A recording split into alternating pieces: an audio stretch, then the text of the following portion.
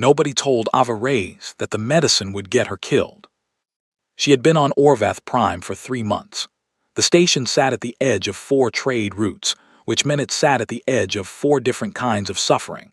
Displaced workers from the Drenai collapse, refugee families from the Velhari border disputes, children of species that had no homeworld left, living in the maintenance corridors because the council said the upper levels were for registered residents only. Ava was not a soldier. She was not a diplomat. She was 23 years old and she had a crate of medical packs, a translation earpiece that worked about 70% of the time, and a stubborn belief that sick children should not have to prove citizenship before receiving fever medication. She had set up in Corridor 7, which the station logs called a utility access route, and which everyone actually called the lower market. It smelled like rust and cooking smoke. The lighting came from strings of orange work bulbs that someone had hung between the pipes years ago and nobody had taken down. Ro had helped her carry the crates. He was a Dravaki, broad, four-armed, dark-skinned, and gentle in the way that very strong things sometimes are. He worked the docks and knew everyone, and had started helping Ava 2 weeks after she arrived simply, because she had asked him if he was hungry before she asked him for anything else. That morning she had already seen 14 families, a Velhari infant with a respiratory infection, an old Drenai man whose translation implant had shorted and who had been unable to communicate with anyone for 6 days. She had sat with him for an hour, not because she could fix the implant, but because he needed someone to sit with him. The enforcer arrived at midday. He was counsel, black and gold armor, the kind that said, "I do not need to explain myself to you." He was Garathi, one of the species that had dominated the council's enforcement arm for generations. Tall, 4 eyes, a jaw that looked like it had been designed to make other species feel small. He looked at Ava's crates. He looked at the families gathered around her. He reached down and picked up a medical pack without asking. Ava said, "Those are registered humanitarian supplies." He did not respond. Under Council Accord 14b, civilian medical aid in non-restricted zones does not require enforcement clearance. He set the pack down on top of the crate, which was his way of saying the crate was now his. Ro, standing 10 feet back, made a small sound, a warning. Ava heard it and did not move. She said, "I am not going to step back.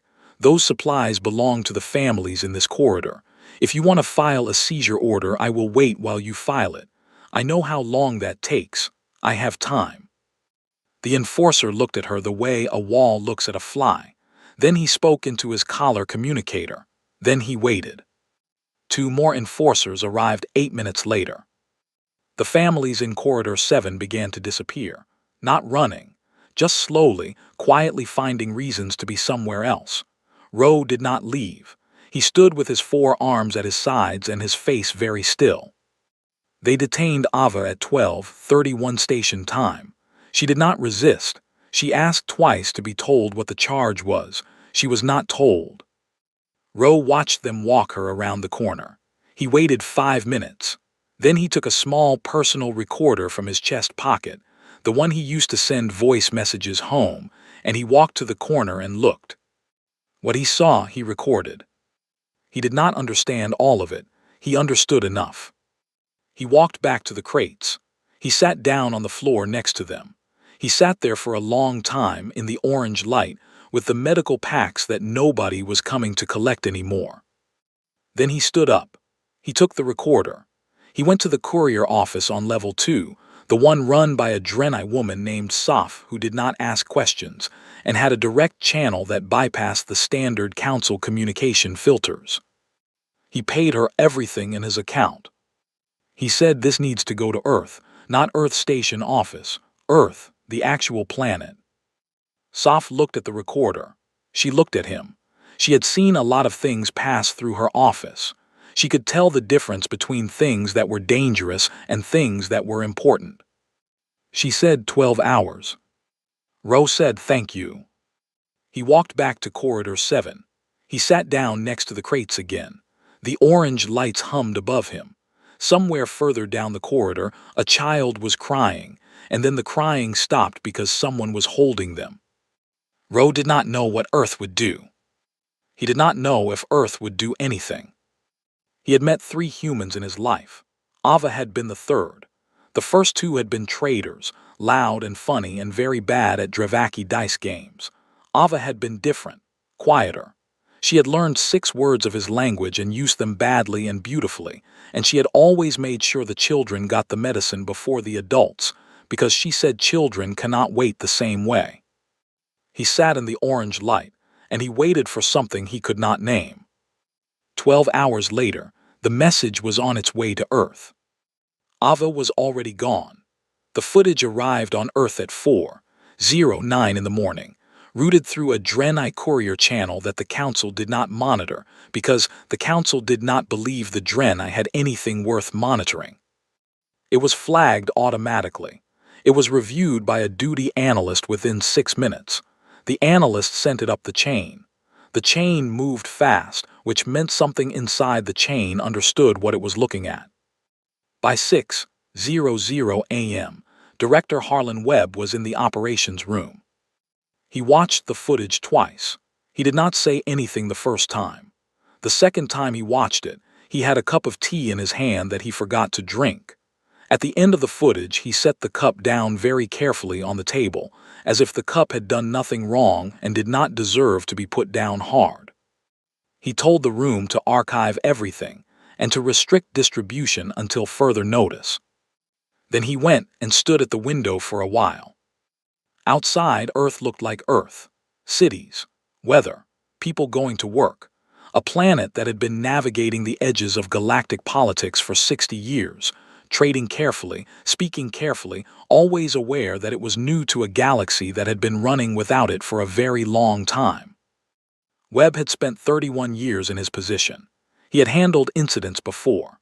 The Garathi trade embargo, the Velhari border dispute that nearly became a shooting war, the slow, quiet humiliation of watching council inspectors walk through human ships with the same expression someone wears when checking the cleanliness of a place they never planned to stay. This was different. He knew the difference between an incident and a message. The council had not made a mistake. They had made a point. And the point was, we can do this and there is nothing you will do about it. He went back to the table. He told his aide to send one message to the council's diplomatic office. The message said, "We have received the footage. We are reviewing our position." That was all. His aide, who was 26 and had been in the job for 8 months, waited for the rest of the message.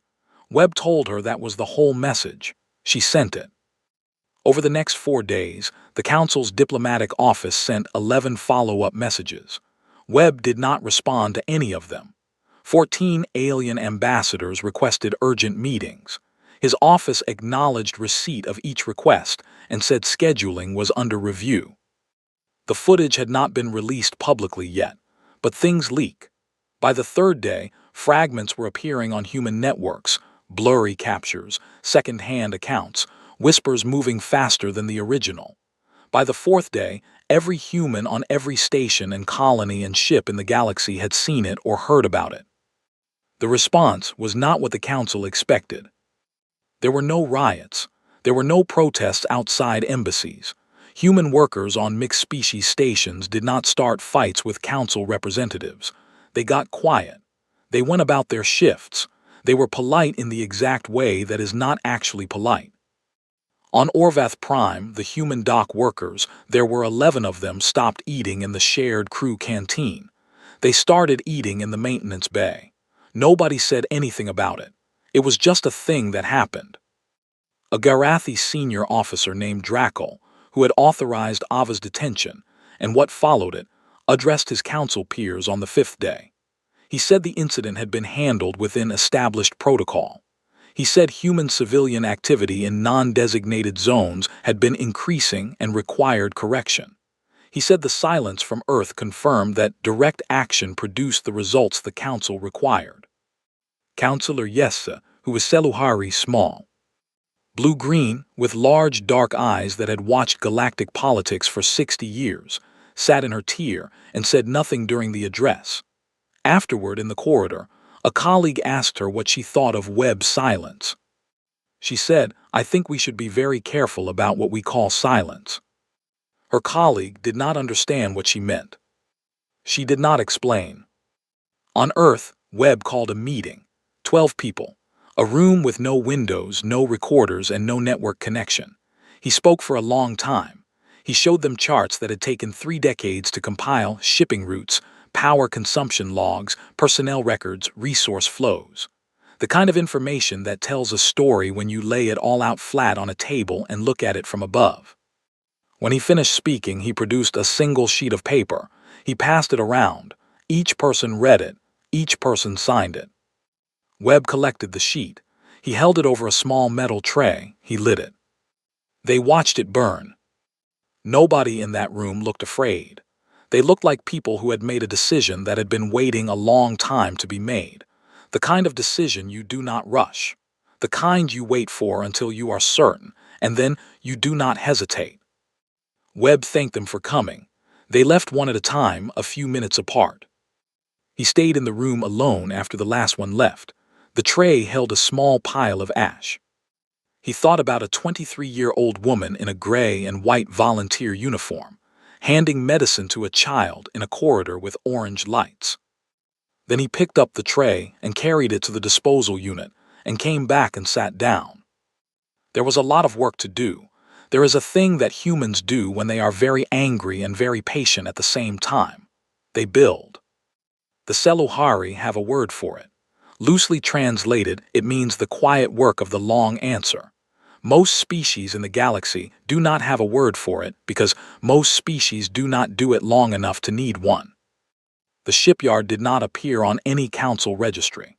It did not appear on any human public record either. It existed in a system that the council's navigational charts described as resource depleted and survey incomplete, which was accurate in the sense that the survey had been done by a human team who filed a report that said nothing interesting is here, which was technically the most interesting thing they had ever done.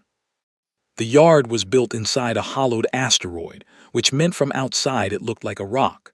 Rocks are very common in space. Nobody looks at rocks. Admiral Saranandi had been inside the yard 4 times over 12 years. Each time she came, there was more. The first time, there were 6 ships in the cradles. The last time, she stopped counting at 60 and simply looked at the shape of the fleet as a whole, the way you look at a forest instead of a tree. She was not a person who wasted time on feelings about things she had already decided. But she stood on the upper platform for a few minutes, looking down the rows, and she allowed herself to notice what 30 years of quiet work looked like when it was finally standing up. The ships were not beautiful. That was the first thing other species would notice, if other species ever saw them, which was not the plan. No council ship designer would have produced something so plain. No Garathi admiral would have accepted hulls that gray and hulls that angular with no ceremony in the lines at all. That was because the ships had not been designed to be seen. They had been designed to arrive before anyone knew they were coming, do one specific thing with complete efficiency, and leave. Every targeting system aboard had been built around Garathi and Velhari naval doctrine, which human analysts had been studying for 22 years, not to copy it, to understand exactly where it broke. Every council warship relied on a targeting lock sequence that took 4.2 seconds. Human engineers had built a jamming system that added 11 seconds to that process. It did not sound like much, until you understood that Nandi's ships could cover a lot of space in 11 seconds. The crews had been training for 3 years, not in combat simulations. In actual darkrun drills, full silence, full blackout, flying the kinds of patterns that council tactical models had never needed to account for because no species had ever flown them before. Humans had invented them for this specific purpose, and then practiced them until they were boring. Nandi received her orders on a Tuesday. She read them in her bunk with the lights low. They were 12 lines long.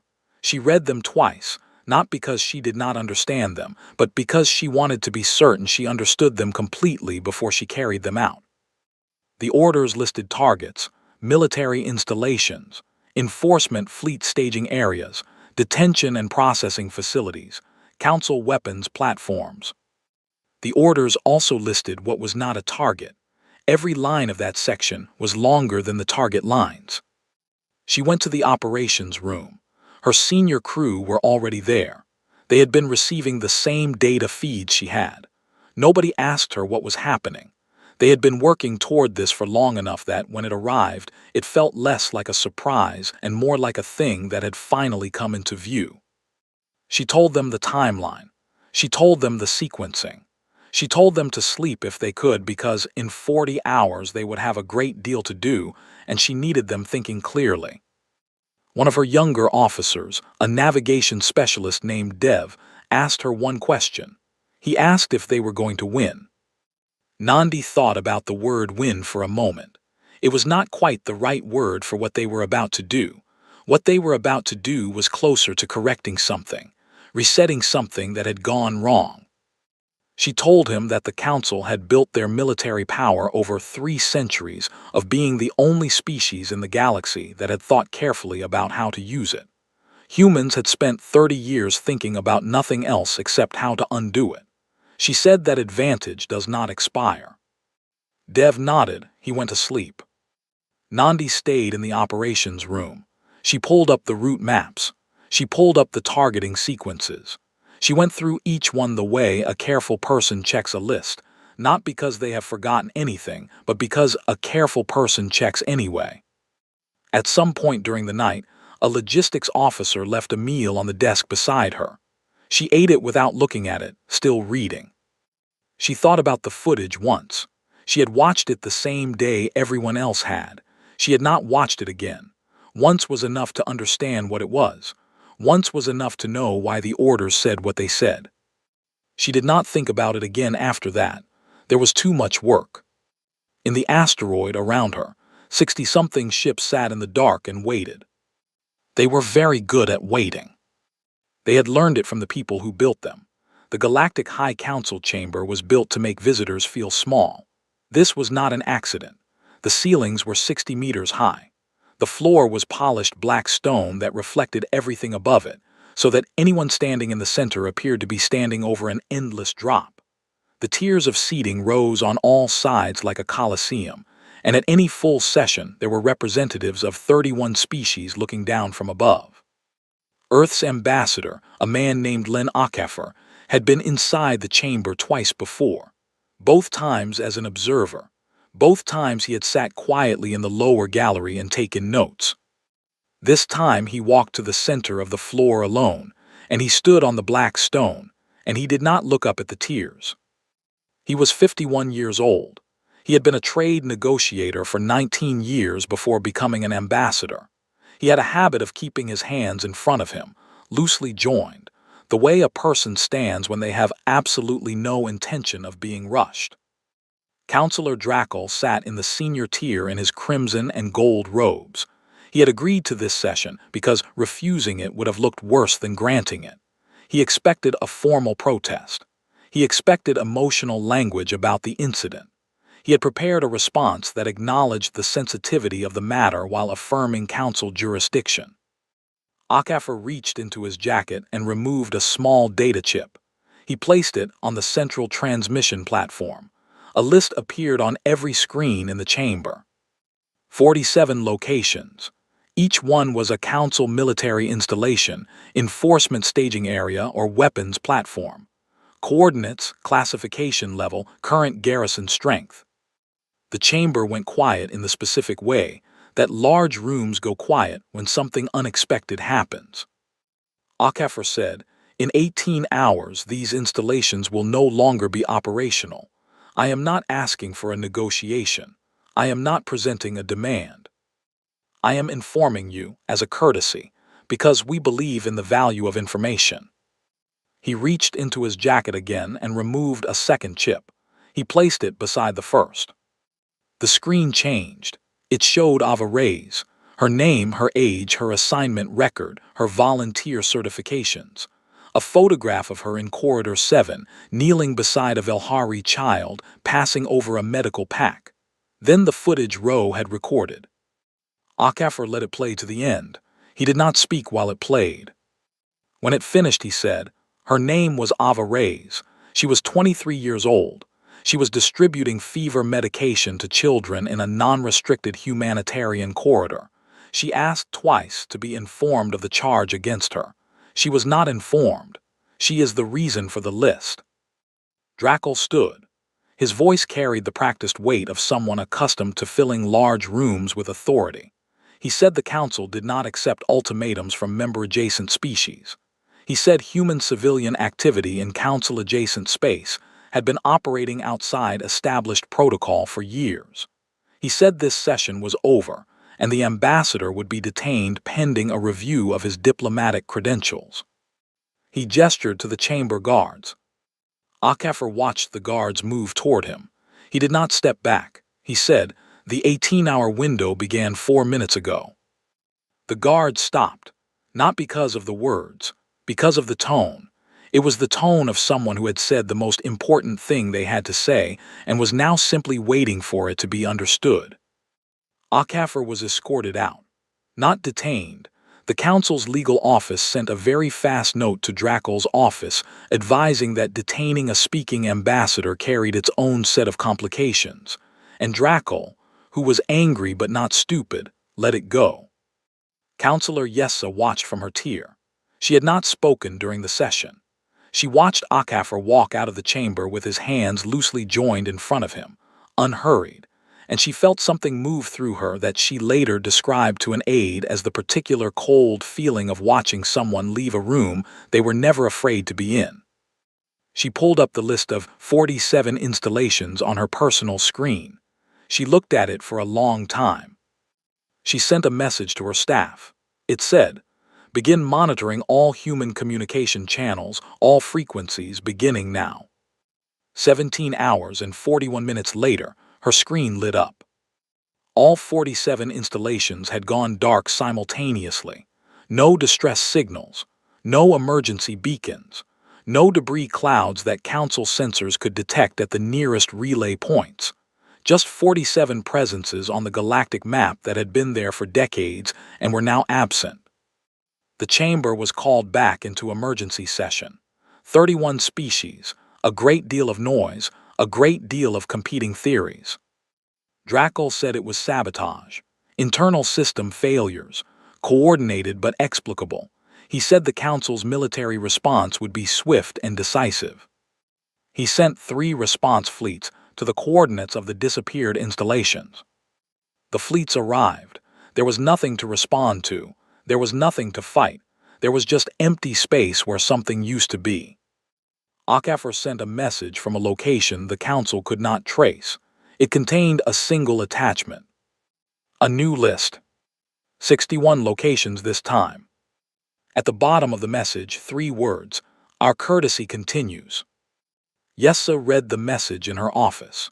She sat very still for a while. Then she began composing a communication of her own, not to Drackle, not to the chamber, but to a private channel that she had been maintaining for 11 years for a situation she had hoped would never come. She did not know if it would be received in time. She sent it anyway. The council's war doctrine was built on a principle that had worked for 300 years. Show overwhelming force early, and the other side loses the will to continue before the actual fighting begins. It was effective. It had ended 7 conflicts before they became wars. The council called it resolution through presence and considered it one of their more elegant contributions to galactic order. It required the other side to be watching. Admiral Nandi's fleet did not announce itself. It did not form up in view of council sensors and wait to be seen. It moved in fragments, each ship running dark, following routes that a council tactical model would have identified as inefficient because they avoided the direct paths between points and took longer to travel. That was the point. The routes were longer. They were also invisible. A council border station designated KR-7 was responsible for monitoring the approach lanes to the Garathi home cluster. It had a crew of 212. It had been operational for 40 years. It had very good sensors that were pointed in the directions that ships were expected to come from. Nandi's ships came from a direction that KR-7's sensors were not pointed. This was not luck. Human analysts had spent 4 years mapping the sensor coverage of every major council installation on the target list, looking for the gaps. Every installation had gaps. The council had never needed to close them because no species had ever bothered to find them. KR-7 went dark at 03:14 station time. The crew was not present when it happened. They had been evacuated 6 minutes earlier by a human ship that had docked at the station's secondary maintenance port, the port used for supply deliveries, which did not trigger the same alert protocols as a military approach, and informed the crew that a critical reactor fault had been detected and that they needed to move to emergency evacuation pods immediately. The crew evacuated.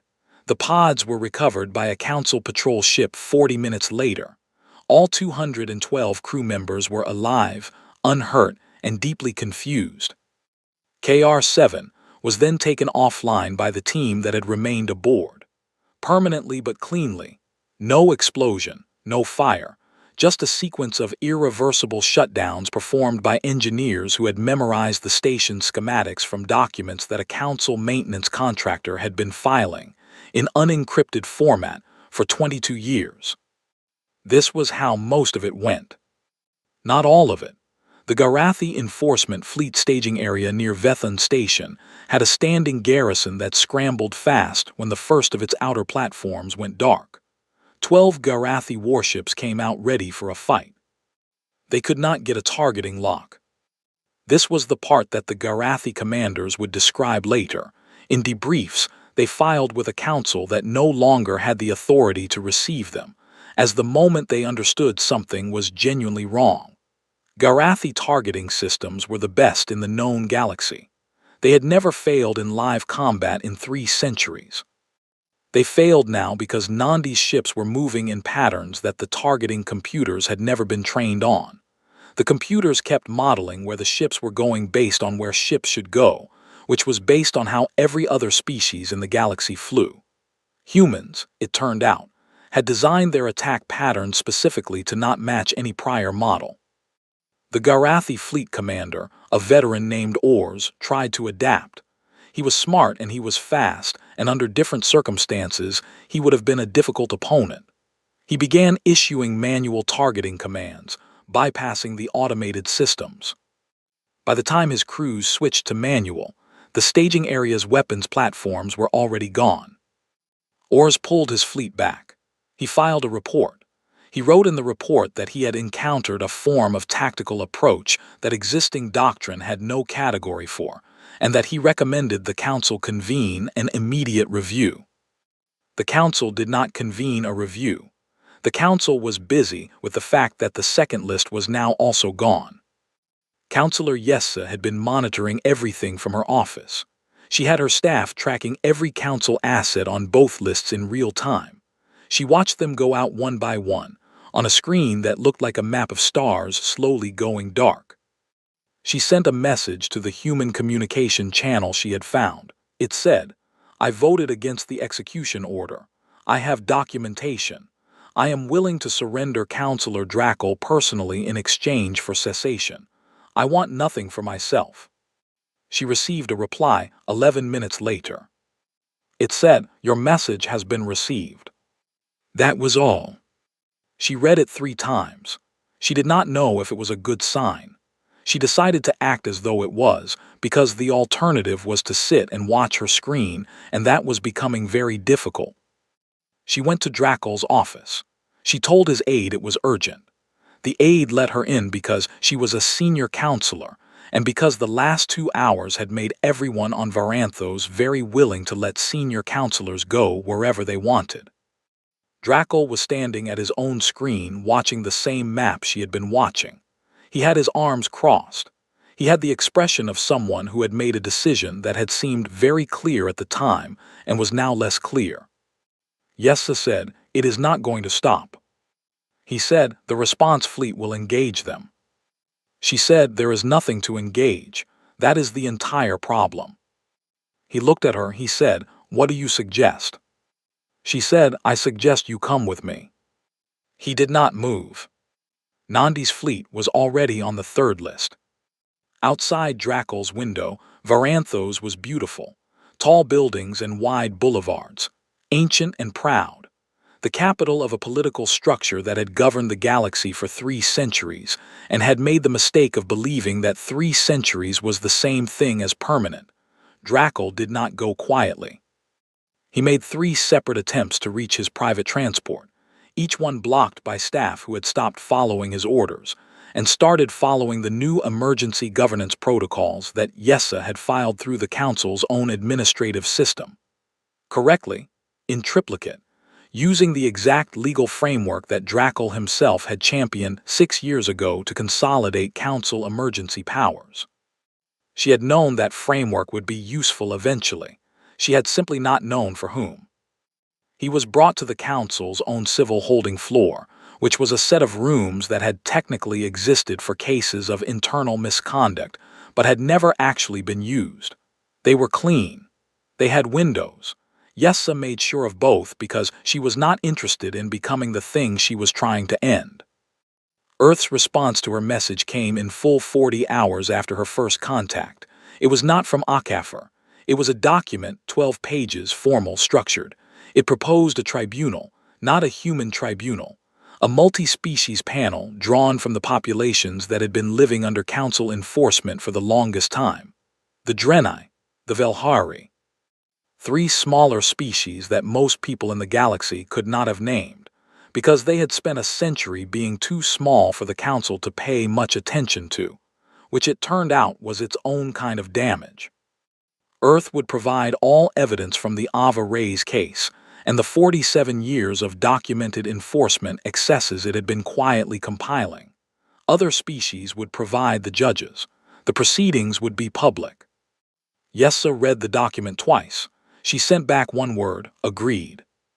The tribunal convened 6 weeks later on neutral ground, a station called Miros, which was Drenai-administered and had never been inside Council jurisdiction. Drackle was transported there under escort. He sat at the center table in a room that was nothing like the Council chamber.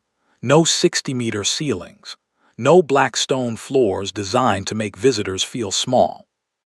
Just a plain room with good lighting and representatives of 7 species who had each prepared testimony that ran, in total, to over 4,000 documented incidents. Drackle had a legal team. They were competent. They raised procedural objections on 12 separate points. The tribunal considered each one and ruled on each one and moved on. The trial lasted 9 days. The verdict was unanimous. His sentence was life imprisonment in a Drenai-administered facility. No execution. When a journalist from a human news agency asked Director Webb why Earth had not pushed for a harsher sentence, Webb said that Ava Rays had been killed without a trial, without a charge, without even the courtesy of being told why. He said the point was not to match that. The point was to be the opposite of it. The journalist wrote the quote down and did not publish it for 3 days, because she kept reading it and finding new things in it. The Council did not dissolve. Yessa had argued against dissolution, and so had Earth, and so had most of the species who had the most reason to want it gone. The reasoning was practical. The galaxy needed coordination infrastructure, and building it from nothing took time that could be spent on things that mattered more. What dissolved was the enforcement arm. What dissolved was the doctrine of resolution through presence. What dissolved was the assumption that the largest species in the room got to define the rules for everyone else. What replaced it was slower and messier, and had a lot of arguments that went on too long. Yessa chaired the Reconstruction Council and found that she was good at letting people argue until the argument ran out on its own, which was slower than she would have liked but produced better outcomes. Earth participated. Earth sent people to working groups and submitted proposals and pushed back on things it thought were wrong and accepted being pushed back on in return. It did not try to run the process. Webb said, in a private meeting with Yessa that was later declassified, that humanity had spent 60 years being told it was too new and too small to have a real voice in galactic affairs. He said the answer to that was not to become the species that told everyone else they were too new and too small. He said they had won one argument. That did not make them right about everything else. Yessa told him. She thought that was a very unusual thing for the species that had just dismantled the Council's military to say. Webb said he would take that as a compliment. Admiral Nandi stood down her fleet 38 days after the first list. She gave the order from the same platform where she had looked out over the shipyard before any of it began. The ships were not decommissioned. They went back into their cradles in their asteroid in their unremarkable system. Nandi filed the fleet's status as reserve, which was accurate, and left it at that. She did not give a speech. She had never been a person who made speeches. She went home. She had a sister in a city on the coast, and she had not seen her in 4 years. She spent 2 weeks doing very little. She went walking on the beach. She ate meals that had nothing to do with anything important. She slept for 8 hours a night, which was something she had not done in a long time. On Orvath Prime, Ro stood in Corridor 7. The orange work light still hummed above him. The lower market was slowly coming back. Vendors, families, the ordinary business of people who needed things and other people who had things to give. Near the wall, level with where the crates used to sit, someone had placed a flat stone. It had been there for 2 weeks. Nobody knew exactly who had put it first. Others had added small things around it, a pressed flower from a Draenei plant, a small Velhari luck token, a folded piece of paper with words in 6 languages. The stone had 2 things on it, a name, 2 dates. Ro stood there for a while. He did not need to read it. He had memorized it the day it appeared. Around him, a child was asking a parent something, and the parent was answering, and somewhere further down the corridor, someone was laughing at something small and ordinary and good. He stood there until he felt that was enough. Then he went back to work. That was all. That was everything.